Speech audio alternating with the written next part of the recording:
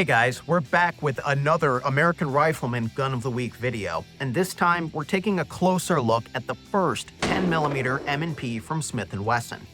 It's also the first 10mm semi-automatic from the company in more than 2 decades. Before this latest introduction, if you wanted a Smith & Wesson 10mm handgun, you had to hunt for one of Smith's 3rd-gen semi-automatics, like the 10.06 or its variants. The Smith & Wesson 1000 series of guns is probably most famous for being the gun the FBI chose to adopt in a short-lived attempt to move to the 10mm auto cartridge as a duty round.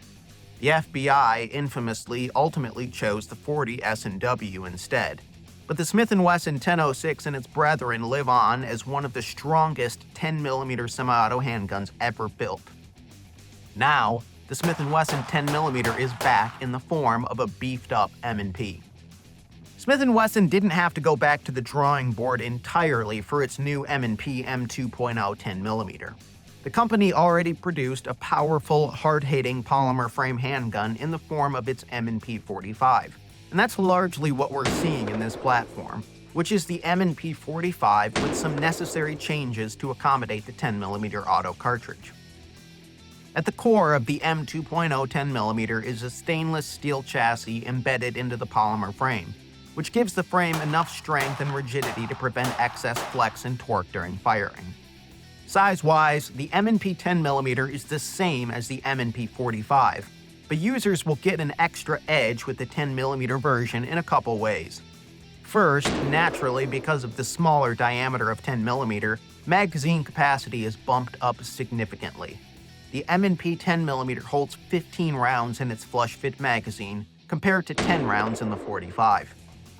Also, the 10mm weighs slightly less than the 45, although not enough to make a noticeable difference in any practical sense.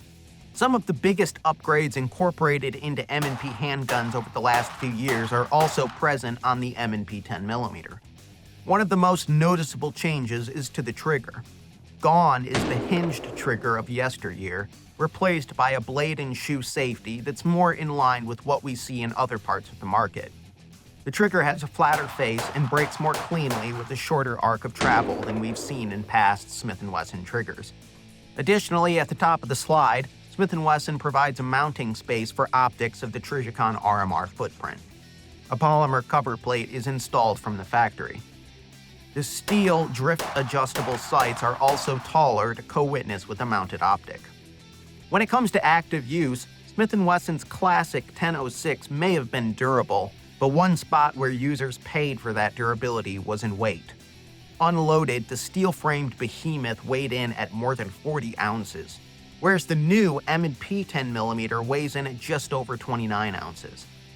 It might seem like that make it a handful on the range, but thanks to the M2.0's aggressive frame texturing and the comfortable 18-degree grip angle, this pistol was a great shooter on the range, despite its powerful chambering.